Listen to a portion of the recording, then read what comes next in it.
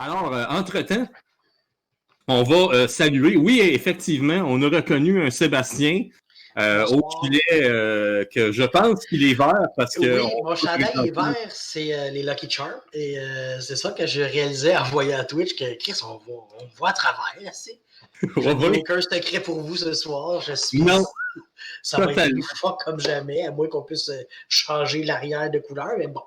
Tu vas pouvoir dire que tu as porté de l'espace ce soir. Ah, ben oui, tu sais, hein, moi qui est un grand fan d'espace, fait que, ouais, Certain. je fais ça pour toi, Marc. Je sais que t'aimes ça l'espace, on est dedans. Ah, en mot, t'as dit. Je suis un gros fan de Star Wars, tu le sais. Fait que, Star Wars, j'ai quelque part Yoda en moi. oui, en effet. C'est ridicule, mais ça en est drôle. Ben, parlant justement de ce que l'on aime, Yes. t'es venu pour nous parler de ça, de justement de l'importance de faire ce qu'on aime. Ouais. C'est un sujet important, à mon avis. T'sais. Souvent, je pense que la phrase que j'ai entendue le plus souvent quand on crée une partie ou voilà, genre, y a quelqu'un qui fait le healer, t'sais? C'est une phrase Très qui m'a. souvent, celui-là. Oui, oui, tu l'as dit. Même à Vampire, tu l'as dit. T'sais. Puis cette Oui. phrase-là va toujours m'accrocher dans le sens que, ouais, mais, OK, je peux comprendre. Exemple, toi, tu dis, j'ai le goût de faire un healer. C'était un test qu'on faisait, on s'amusait. Mais si tu n'as pas nécessairement le goût de le faire, c'est que s'il y a 4 joueurs, puis il y en a un qui dit, ça en prend un, puis là, quelqu'un dit, ah, je peux bien le faire. Je suis contre. Je suis contre cela. Moi, je me dis que c'est ça. Il faut faire ce qu'on aime dans la vie. Et c'est sûr, l'exemple le plus. Ben, regarde, juste pour rebondir sur ce que tu me dis là, m'a la dire la vraie vérité. En fait, moi, ce que je veux, Oui. c'est que la campagne dure. Et avec le temps. Moi, je l'ai appris à la dure, mon jeu de rôle. Hein. C'est Donjon 3.5. Ouais. Puis si moi, dans Donjon 3.5, si t'as pas un bon healer dans la gang, tu t'offres pas longtemps, je peux te garantir. Fait que moi, j'ai appris ça là. J'ai appris mes bases là, mon école de jeu de rôle là. Fait que c'est pour ça que J'avoue. moi, ce que je veux, c'est qu'on continue longtemps. Puis aussi, mon expérience de MMORPG m'a appris que, encore là, si t'as pas de bon healer, tu vas pas bien loin. Et voilà ton expérience Oui. de MMORPG. En Je effet, pense que oui. c'est ça qui a tué une partie du jeu de rôle. Je m'excuse, mais moi, je vois ça de même. Quand tu joues, tu veux pas perdre dans un MMO. Tu n'as pas le goût de wiper 3 heures sur un boss. Puis ça s'est comme reflété, je pense, dans la nouvelle génération de jeux, justement, Donjons et Dragons, 3e édition. Mettons qu'on est 3 gars, puis on veut se partir une nouvelle game. Si on a le goût de jouer tous des nains guerriers, puis se faire une aventure de nains guerriers, là, ben, qui êtes-vous pour nous arrêter? C'est ça que je veux dire. Si on a le goût de faire ça, ben, on s'en va dans cette direction-là. Puis le maître, je pense, qu'il doit plier à notre volonté. Parce que ça reste. Là, on y va dans Donjon et Dragon, mettons. Là, mais le maître doit acquiescer à notre demande. Puis dire, OK, je vais accepter que vous fassiez 3 nains. Après ça lui incombe peut-être un peu de dire, OK, ben vous avez un healer au village qui peut vous aider. Il fait trouver plus de potions de soins. Le maître peut patcher un peu, mais ça ne devrait pas être une limite à ta partie, je pense. C'est ce que je vois le plus. T'sais. Là, on parle de healer. T'sais, ça peut arriver aussi, je me souviens, j'ai parti une game de donjon. J'avais 2 joueurs qui voulaient jouer des bardes. T'sais. Puis je me voyais mal dire, mais tu peux pas jouer un parce que l'autre en joue un. T'sais. Ça aussi, je sais que ça arrive souvent que des joueurs ne veulent pas faire ce que quelqu'un d'autre fait. Puis finalement, ben, moi, je les ai encouragés. J'ai dit, non, vous faites chacun votre barde. Là. On s'en fout de ce que l'autre joue. Puis finalement, d'un côté, j'avais un barde très, très musicien. Puis de l'autre côté, j'avais un barde inventeur.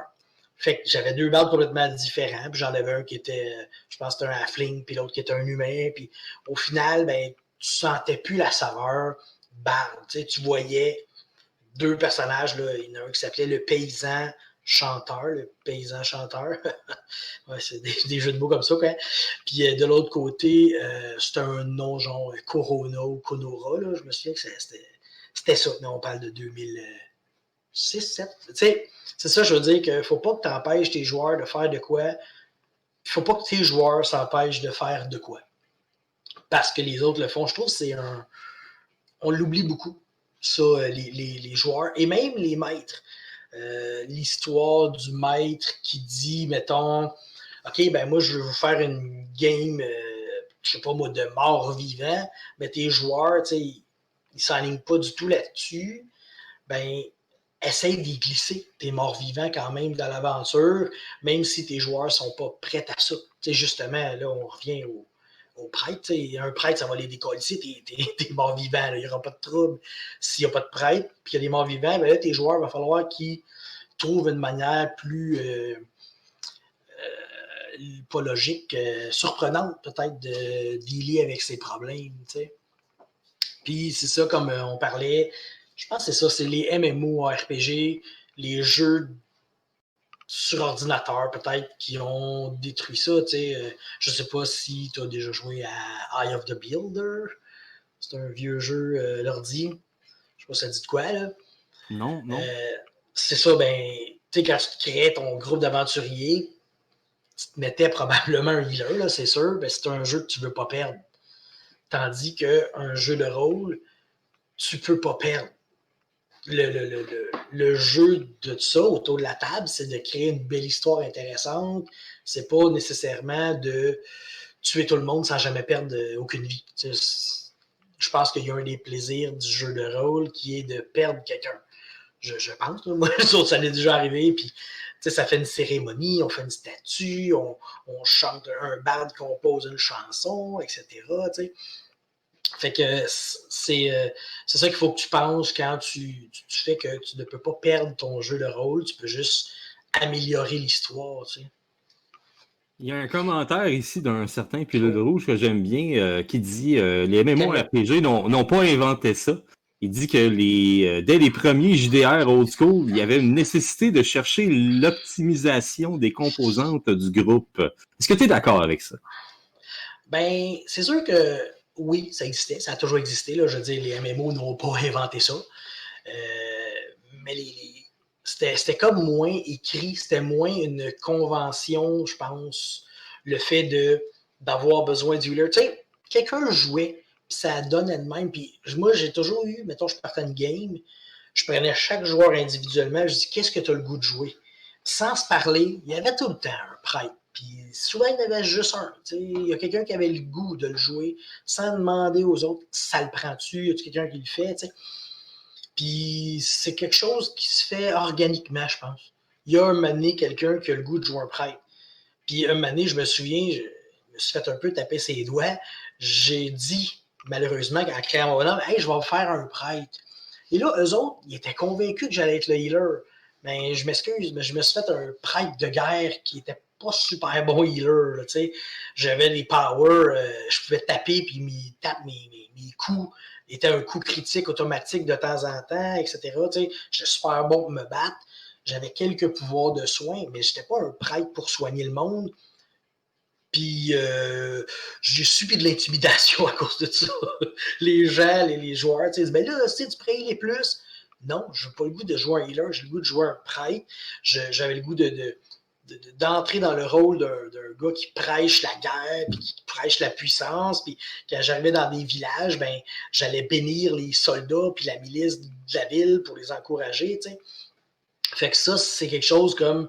C'est là qu'on voit le problème que ça apporte un peu les attentes de la construction parfaite du groupe, tu sais.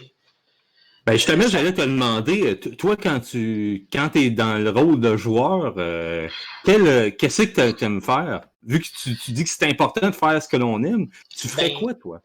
Je ferais ce que j'aime. Il n'y a pas à revenir là-dessus. Mm-hmm. Des fois, je vais me dire, bon, j'ai le goût de me jouer un gros barbare sans dessin qui varge incroyablement. Mais des fois, je vais avoir le goût de jouer je sais pas moi, la prêtresse de la vie qui protège toute vie sacrée. Puis tu sais, je vais faire mon bonhomme sans penser à ce que les autres vont faire. Tu sais, je vais leur dire, je vais dire, moi, je m'en vais vers tel bonhomme, mais libre à vous, tu sais, je vais me faire un archer, ben s'il y a déjà 3 archers, je m'en fous. Un bel exemple, tu sais, je veux dire, Bilbo le Hobbit, il y a combien de nains là-dedans, puis il n'y en a pas un qui heal. Fait que c'est tous des nains, pis t'as un petit voleur, puis ils réussissent leur quête, là, tu sais, je veux dire, c'est ça. C'est ça la vie, il faut y aller, puis ça s'écrit du seul, je pense. Ouais, Mais une autre chose... Ah il y oui, a un autre, ben juste avant, il y a un autre Sébastien dans le chat qui vient de te poster une il doit être question. né dans les années 80. Ah, je ne sais pas, c'est Ils sont tous possible. dans ces années-là, les Sébastien. Ah ouais, les Sébastiens, Ah ouais, ouais. je sais pas. J'imagine qu'il y en a Il y a des une plus petits comme il y en taille. a des plus vieux, là. Mais ce Sébastien-là, il demande justement si tu as déjà eu la surprise d'avoir un groupe qui ont fait juste des traîtres. Non, j'ai pas eu cette chance-là. Je suis même pas sûr si j'en ai eu deux prêtres. J'ai déjà eu, j'ai eu, c'est ça, 2 bardes. J'ai eu une fois 3 sorcerers, mais il y a un joueur qui a décidé de changer après genre 1 ou 2 parties. Là. Il trouvait ça abusif, je sais pas trop. Là. Il se trouvait faible, peut-être. C'est sûr que quand tu te ramasses contre du monde en mêlée, si tu lances tes sorts de loin, une fois t'es proche, c'est un peu plus difficile. T'sais. Mais non, mes groupes ont pas mal toujours été assez hétérogènes, ça fitait, ça faisait de quoi de beau. Mais tu sais, je suis le genre de DM très, comment dire, je vais aider justement. Là, je vais prendre conscience du groupe que j'ai, puis je vais lui apporter les lacunes. Je me souviens d'une aventure, j'ai tué un joueur, mais c'est vraiment, là, le gars, il roulait tellement des mauvais jets, puis moi, je roulais tellement des bons jets que je me sentais un peu coupable. Je me dis, c'est même pas un boss là, qui l'a tué, tu sais. Fait que, genre 2-3 pièces plus tard, ils ont trouvé un Scroll of Résurrection parce que je trouvais ça comme plate, comme... c'était même pas épique comme mort, là, tu sais. Tu rentres dans une pièce, t'as 3 zombies, puis c'est juste de la malchance. C'était pas climax, mais après ça, quand ils sont arrivés au boss, ben là, s'il y avait eu un mort au boss, il serait mort, tu sais. Mais on s'égare, hein? On s'égare avec genre à jeu de rôle, on s'égare tout le temps. Mais il y avait une autre chose que j'ai vu passer sur Facebook. C'était un maître qui se cherchait 4 joueurs pour une aventure. Il dit, je me cherche un barbare, un druide, un voleur, et tu sais, il se cherchait des classes précises en se foutant un peu de la race, tu sais. Mais il voulait des classes précises. Ça c'est drôle parce que j'avais choisi mon sujet pour ce soir et ça m'est apparu aujourd'hui dans mon feed de Facebook. Puis j'ai fait, c'est le destin qui me parle. Tempus m'a écrit, je sais pas qu'est-ce qui se passe, mais il m'a visé là, avec ce post-là. J'ai trouvé ça vraiment intéressant. Puis j'ai même été parler avec la personne pour savoir un peu. Je comprends pas. Là, c'est quoi, tu as écrit un roman puis tu veux que 4 personnes incarnent les personnages de ton roman, tu sais, un peu. Puis avec une discussion, tu sais, j'ai compris, le gars, non, il part avec ça, puis après ça, il va lui donner comme, tu sais, il va faire le choix, comme n'importe quel jeu de rôle, tu sais. Fait que, tu sais, le barbare va pouvoir aller, je sais pas moi, une voie plus spirituelle ou plus barbaresque avec les armes, tu sais. Mais, comme je dis, je trouvais ça vraiment bizarre comme appel d'appeler je cherche tel joueur, puis c'est premier arrivé, premier servi. Fait que si je suis le premier à dire moi j'ai le goût d'embarquer dans ta game, je prends le druide, tu sais. Ben, je trouvais ça spécial. J'avais jamais vu ça, ce genre de phrase-là, de demande-là. Puis ça allait comme totalement à l'encontre de ce que j'allais dire ce soir. Tu sais, c'est important de choisir ce qu'on veut, d'être ce qu'on a le goût, puis d'ignorer les autres. C'est pas égoïste de faire ça, là, je vous rassure, chers auditeurs. Tu sais. Tu as le goût de faire de quoi, il faut que tu aies du fun, puis tout le monde va en avoir du fun, justement, à moins que tu sois avec des joueurs qui ne veulent pas perdre. C'est peut-être le mot-clé, dans le fond. T'sais, le monde, ils ont perdu l'aspect du jeu de rôle, puis ils tombent tranquillement dans un jeu de société, ou je sais pas pourquoi, je sais pas comment dire ça, mais c'est un feeling que j'ai de la personne, elle veut réussir la mission, puis je ne sais pas pour vous, mais moi, dans la 2e édition, on a fait plusieurs games, puis on les a pas toutes réussi, nos missions, là. Je veux dire, je me souviens, un moment donné, on est tous morts dans un piège à 3 pièces du boss de fin, là, puis c'est vraiment parce que on a mal joué un peu, là, c'est une gageure qui a mal tourné, là. Mais, tu sais, c'est ça, tu peux pas toujours réussir, puis un bon maître, ben, il va dire, OK, ils ont raté. Bon, ben, ce que ça fait comme impact, ça fait le méchant a gagné, le méchant fait ça, il réussit à mettre ses plans à exécution. Et voilà, je vous propose une nouvelle aventure qui est 10 ans après. Puis là, tu recommences. C'est sûr, c'est triste, perdre des bonhommes, mais c'est ça le Puis, but de la campagne à long terme. puis qu'est-ce que tu dis à quelqu'un qui t'arrive et qui dit il te manque quoi dans le groupe, m'a faire ça? Ben, je vais dire, toi, qu'est-ce que tu as le goût de jouer? Mais si la personne, elle me dit vraiment, il manque quoi dans le groupe, je vais dire, demande au groupe. Si moi, je suis dans un groupe de joueurs, puis qu'il y a un joueur qui dit, hey, il vous manque quoi dans votre gang? Je me prononcerai pas, je te dirais, tu sais.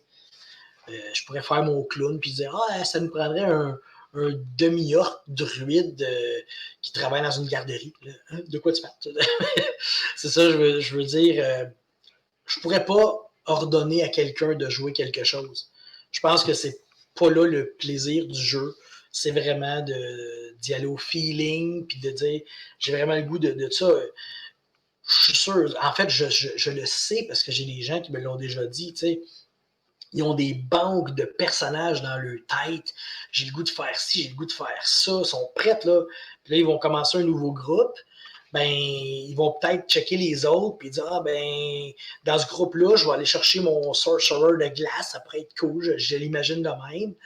Ou j'ai le goût de jouer un magicien, mais j'ai le goût de jouer un barbare, puis il n'y a pas de mêlée. Ben là, je vais le faire, le barbare. Tu sais, à la limite, ça, c'est acceptable. C'est comme tu joues quand même quelque chose que tu as le goût de faire, tout en te préoccupant des autres. Je pense que c'est le secret du succès aussi, tu sais.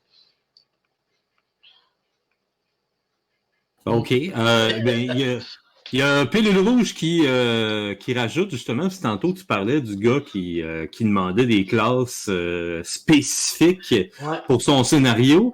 Justement, qui disait que pour un scénario prescripté, est-ce qu'il y a, d'après toi, des classes ou des archétypes qui sont plus adaptés que d'autres? Je pense que si la personne elle a monté sa quête d'une certaine manière, c'est la personne qui crée qui va décider. Mais tu sais, si on y va typiquement, probablement que le monde il va se dire guerrier, machin, voleur, prêtre. Ça prend les 4 types. T'sais. Après ça, guerrier, ben, ça peut être un guerrier ou un barbare. Prêtre, ça peut être un prêtre ou un paladin, ainsi de suite. Mais, comme j'ai dit l'exemple de on joue tous des nains guerriers, peut-être qu'il y a un maître qui va dire hey, moi, je vous fais une aventure, vous êtes 3 nains guerriers, puis que le but de la game, ben, c'est qu'un moment donné, tu découvres que t'es 3 frères, tu sais. Fait que là, si on est des frères qui s'étaient perdus, puis ça fait un moment à choc, mais qui a pas, tu n'as pas dirigé tes joueurs dans cette direction-là. Tu les as juste appris une nouvelle qu'ils ne savaient pas. C'est de même que tu peux, puncher avec une surprise dans ta game, tu sais. Fait que moi, je crois qu'on peut se dire que peu importe ce que tu fais, je pense qu'il faut que tu veuilles le faire, puis que après ça, c'est comme le maître qui a la grosse job. C'est plate à dire, là, mais je pense que le maître doit se plier à ses joueurs. Il peut lui demander des choses. Je comprends, tu sais, comme je dis, pourquoi c'est pas légitime de dire OK, faites-vous 3 guerriers nains, puis on se fait une belle aventure, que faites-vous un guerrier, un prêtre, un paladin, puis un voleur, puis on se porte une aventure. Je pense que les deux se valent. C'est juste peut-être, tu peux moins aller peut-être dans un sandbox si tu limites tes joueurs, peut-être. Fait que, ouais, ben, ça ressemble à ça, là, sur ce sujet-là, tu sais. Puis en tant qu'MJ, qu'est-ce que t'aimerais faire là, comme campagne ou même comme système? Est-ce qu'il y a un système que t'aimerais utiliser plus qu'un autre? C'est sûr que ceux qui me connaissent, qui écoutent déjà mes vidéos, je parle beaucoup de vampires. T'sais, le World of Darkness, c'est ce que j'aime le plus comme système, comme univers. J'ai parlé beaucoup de Donjons et Dragons là, dans ce live, mais c'est ça, c'est plus vampire. Puis encore là, je vais encourager la personne à faire ce qu'il veut. Puis ça donne de même. Là. Les Malkavians, c'est un clan qui est très populaire. Puis j'en ai 2 dans une game que je joue présentement. Puis je suis bien content parce que je vais leur faire des histoires comme autant différentes que conjointes. T'sais. Fait que si j'avais le choix, en fait, comme je dis, là, c'est à cause de cette pandémie-là. Sinon, j'aurais une game présentement de ça. Puis je mets tout mon effort pour ça. Puis peu importe ce que tu joues, ben, je vais m'arranger pour que ton histoire à toi soit magique autant que l'histoire de la gang. T'sais. Mais je pense que dans des jeux comme justement Donjons, Dragons, le médiéval fantastique, vu qu'on a été élevé dans des films, dans des romans, des fois, on est un petit peu plus dirigiste, peut-être, t'sais, tandis que des games comme justement World of Darkness, Vampire, là, on dirait que le sandbox se place mieux, se laisse aller plus. Tu crées tes NPC, puis ton histoire, elle s'écrit par rapport aux interactions qui se font. Tandis que, mettons, dans un médiéval fantastique, ben là, tu n'as pas le choix de créer des donjons, de créer des villes, de créer des pièges, de créer des encounters, etc. Fait que, comme je dis, c'est pour ça que ces temps-ci, je suis plus dans le World of Darkness. Ma vie familiale avec 5 enfants m'empêche de prendre beaucoup de temps pour écrire, préparer des aventures. J'aime mieux créer des personnages, des NPC, puis leur donner des buts, des secrets, des ambitions, etc.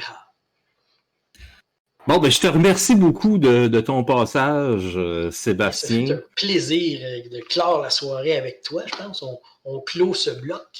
En effet, puis Ouais. s'il y en a qui veulent aller voir tes vidéos, je vous invite à faire une petite recherche sur Jasage Jeux de rôle. Ouais. Tu as une chaîne YouTube et je sais pas si tu es actif sur d'autres médias sociaux aussi. Je suis à peu près juste sur YouTube. Là, OK.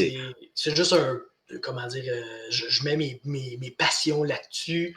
Je vais souvent, comme. Je vais m'asseoir dans mon char, puis je vais parler. Des fois, ça va être parler pendant 2 minutes, des fois, Bon, ça va être 20 minutes. Des fois, j'ai comme juste un mot François en Le Tarte. tête. Ben, c'est ça. Tu sais, comme j'ai dit dernièrement, Ouais. j'ai parti une vidéo de 20 minutes, puis tout ce que j'avais en tête, c'est que je vais parler de D. Là, j'ai parlé de D pendant 20 minutes, tu sais. Fait que c'est ça. C'est vraiment. C'est une chaîne d'émotion. C'est plus ça. C'est pas du système nécessairement. C'est de l'émotion pure, de la passion qui vous parle. Bon, ben parfait. Je te remercie beaucoup de ton passage. Et ça me fait Euh, plaisir. sur ce,